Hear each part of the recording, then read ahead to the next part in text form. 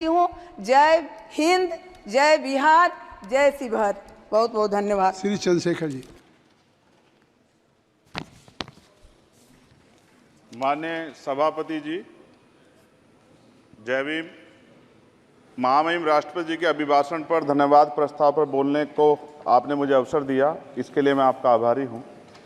सभापति महोदय, सर्वप्रथम मैं बहुजन समाज में जन्मे सभी संतों, गुरुओं, महान पुरुषों को नमन करता हूं, जिनमें महात्मा ज्योतिबा फूले, डॉक्टर बाबा साहब अम्बेडकर और मान्यवर काशीराम साहब को मैं याद भी करता हूं आज के दिन पर।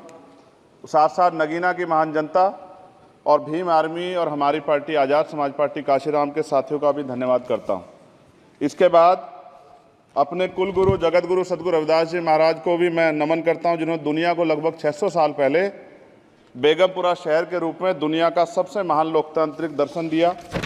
अध्यक्ष महोदय, माननीय सभापति जी, 14 अगस्त 1947 को ये देश अंग्रेजों के अधीन था।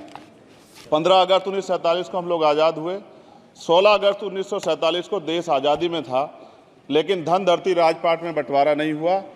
जो साधन संसाधन थे उनमें बंटवारा सही रूप से न होने के कारण एक बहुत बड़ी आबादी सुविधाओं से वंचित और सम्मान से वंचित रह गई। उनको सम्मान देने के लिए और अंतिम व्यक्ति तक सुविधाएं पहुंचे, इसके लिए लोकतंत्र की व्यवस्था हुई। लेकिन आज़ादी के 70 साल बाद भी हम कहाँ खड़े हैं, इस पर ये चिंता का विषय है। मैं मानता हूं कि सामाजिक न्याय तभी होगा माननीय सभापति जी, जब जातीय जनगणना पूरी होगी और जातीय जनगणना कराई जाएगी और साथ साथ संख्या के आधार पर आरक्षण जो है वंचित वर्गों का बढ़ाया जाएगा। उसके साथ साथ जब राष्ट्रपति जी अभिभाषण पर बात रख रही थी तो उन्होंने शहरी और ग्रामीण क्षेत्रों के विकास की बात कही और ये भी कहा कि दुनिया में सबसे उत्तम शहर हमारे यहाँ बने। लेकिन माननीय सभापति जी, 70% आबादी तो गांव में निवास करती है, तो गांव की आबादी के बारे में भी सोचना होगा कि उनका जीवन कैसे बदले। माननीय सभापति जी, उच्च शैक्षणिक संस्थानों में बहुजन समाज के जो छात्र हैं उनके साथ कास्ट एट्रोसिटी हो रही है, निरंतर उनकी हत्या हो रही है। साथ साथ जो सरकारी कर्मचारी हैं दफ्तरों में, उनके साथ भी जो SC ST OBC और मुस्लिम और अन्य धार्मिक अल्पसंख्यक, उनके साथ भी माननीय सभापति जी जातिगत और धार्मिक जो है शोषण किया जा रहा है। इसलिए मेरी मांग भी है कि पुरानी पेंशन को भी अध्यक्ष जी बहाल किया जाए। जो कर्मचारी देश की सेवा में लगे हैं उनका भी सम्मान होना चाहिए।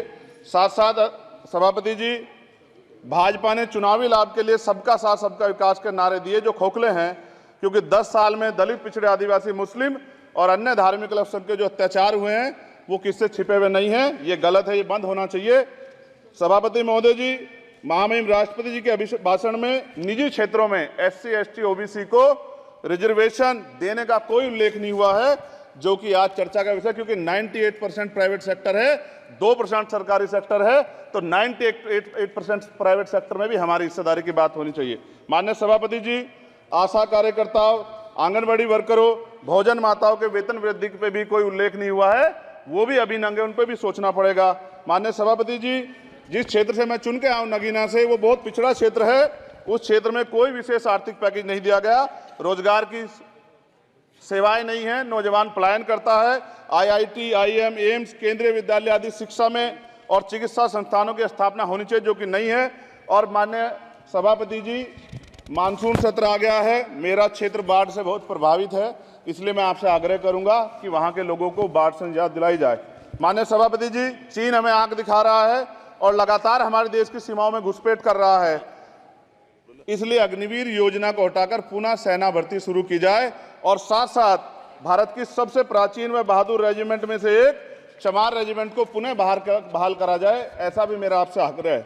माननीय सभापति जी, पिछले सारे प्रधानमंत्रियों ने मिलकर जितना कर्ज लिया है उससे दुगना कर्ज हमारे वर्तमान के प्रधानमंत्री जी ने लिया है। किसान अगर अपना कर्ज माफ कराने के लिए जाता है तो लाठी झेलनी पड़ती है, जबकि सरकार ने धन्ना सेठों का 15 लाख करोड़ रुपया माफ किया है।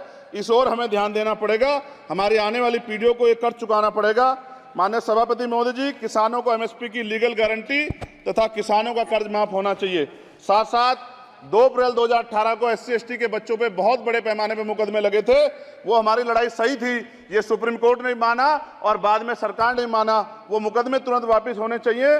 माननीय सभापति जी, प्रेस जो है उस पर भी शिकंजा कसा जा रहा है। जो पत्रकार सरकार खिलाफ बोलता है नौकरी से हाथ धोना पड़ता है, और सोशल मीडिया हमारा हथियार है, उस पर तरह तरह के प्रतिबंध लगाए जा रहे हैं और विरोध करने वालों को सोशल मीडिया हैंडल भी सस्पेंड करा दिए जा रहे हैं। साथ साथ सभापति जी, पेपर लीक और परीक्षाओं के कैंसिल होने से देश के नौजवानों का भविष्य खतरे में है। नीट, यूपी सिपाही भर्ती सभापति जी और 69,000 शिक्षक भर्ती में आरक्षण घोटाला हुआ है, कोई पूछने वाला नहीं, खून के आंसू रो रहे हैं बच्चे, बेरोजगारी का दंश युवा झेल रहे हैं।